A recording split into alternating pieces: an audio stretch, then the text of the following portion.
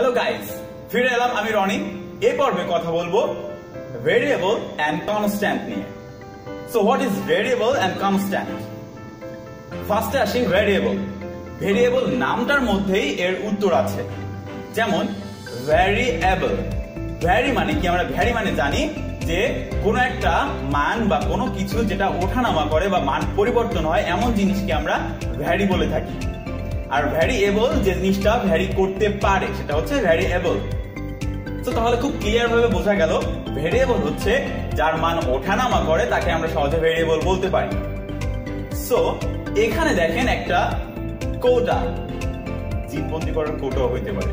যাই হোক, তো এই কৌটার মধ্যে আমরা যদি মধু রাখি তাহলে কি বলবো আমরা? এটা মধুর কৌটা। সাপোজ যদি আমি লবণ রাখি তাহলে বলবো লবণের কৌটা। এখন আমি এখানে যদি বিষ রাখি তাহলে বিষের কৌটা।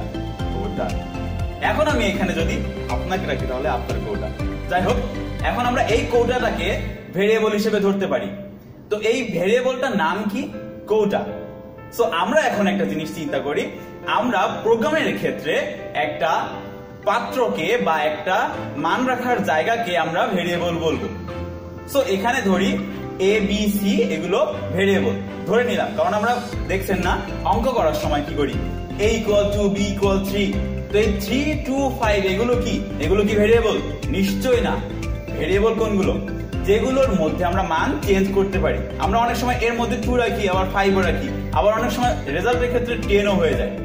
সো এ বি সি এগুলোকে আমরা ভেরিয়েবল হিসেবে ইউজ করি।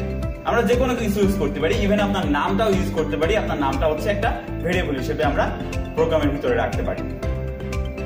সো এখানে দেখা যাক আমরা ভেরিয়েবল বলতে তাহলে আমরা বুঝলাম এ বি সি এগুলো আমরা ভেরিয়েবল হিসেবে প্রোগ্রামের ভিতরে নেই। আর কনস্ট্যান্ট কি জিনিস?